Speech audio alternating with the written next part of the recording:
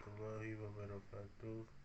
Perkenalkan, nama saya Cep Mahmud dari Citra, kelas B1 non reguler dengan nomor NIM 23060173. Di video kali ini saya ada penugasan pembelajaran UAS PKN membahas tentang Hambalang.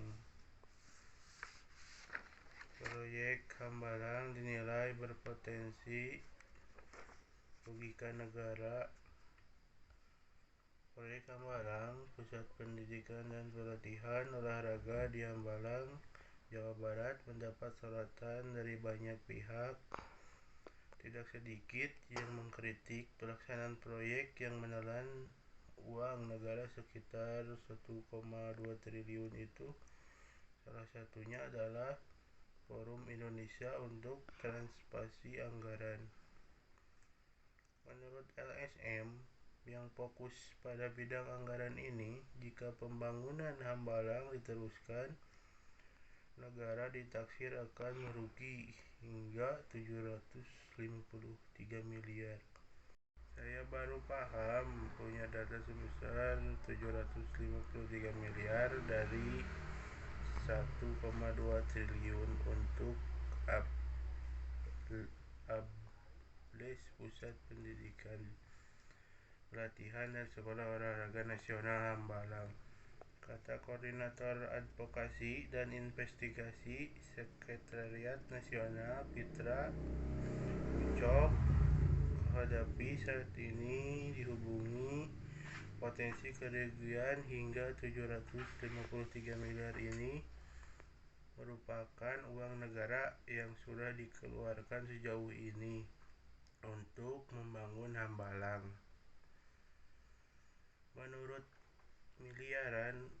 Menurutnya, miliaran rupiah yang tersebut dapat terbuang percuma apabila tanahnya amblas hingga bangunannya yang sudah dibuat tidak bisa digunakan. Hambalang, logikanya tadi itu kalau sudah amblas itu tanah Hambalang kan labil, tidak akan terpakai lagi. Pusat Pendidikan Hambalang kemudian tidak bisa dipakai, dan dalam audit 2009 itu dibangunnya bukan di Hambalang tapi di Sentul, sahutnya.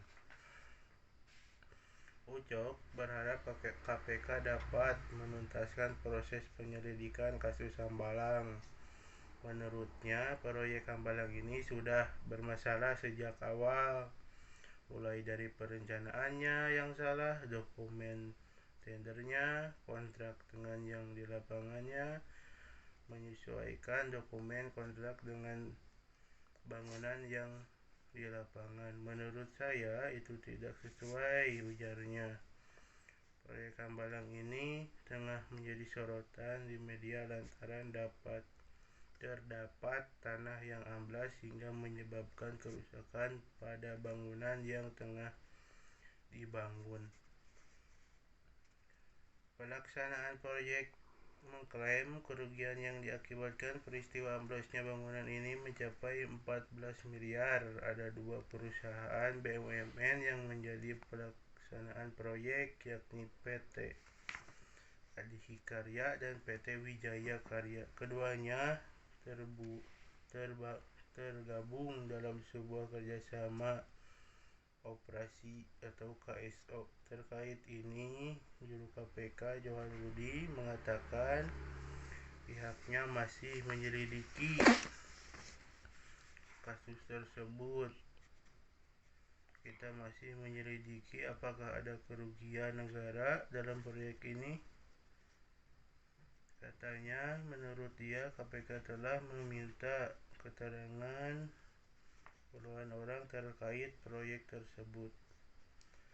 Ada dua fokus penyelidikan KPK, yakni soal pengadaannya dan pembuatan sertifikatnya yang seluas 32 hektar. Kasus ini pertama kali diungkapkan oleh terdakwa suap Wisma Atlet beberapa kali menuding Ketua Umum Partai dan Kepala Badan Pertahanan Nasional terlibat dalam pengurusan sertifikat tanah hambalang yang bermasalah, bahkan mengaku pernah melaporkan soal pengurusan sertifikat tanah hambalang kepada Menpora di depan Ketua Komisi 10 DPR RI. Sementara itu, Menpora Andi Malarangi mengatakan pihak Menpora langsung melakukan peninjauan dan melakukan beberapa hal, diantaranya melakukan evaluasi penyebab kejadian serta menghentikan sementara pembangunan hingga proses evaluasi selesai. Kesimpulan dari kasus ini, korupsi besar kasus Hambalang menunjukkan tingkat korupsi yang sangat besar di dalam pemerintahan Indonesia pada masa itu. Dana negara yang seharusnya digunakan untuk pembangunan instalasi dan proyek publik lahannya disalahgunakan untuk kepentingan pribadi dan korupsi tertentu. Ketidaktransparan proses pengadaan proyek di Hambalang ini tidak transparan dan diduga melibatkan praktik-praktik korupsi yang melibatkan pejabat pemerintah dan pihak swasta. Dari kerugian negara ini menyebabkan kerugian keuangan yang sangat signifikan bagi negara karena dana yang seharusnya digunakan untuk proyek publik diarahkan ke kepentingan pribadi atau digunakan secara tidak efisiensi.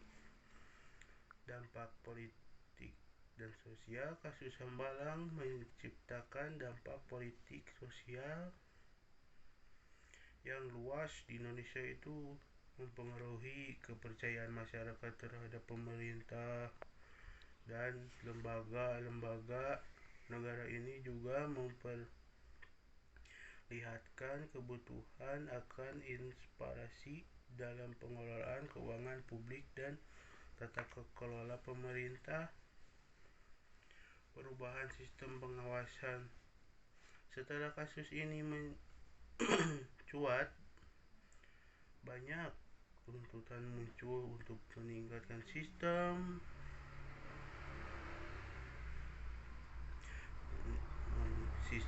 pengawasan dan transportasi dalam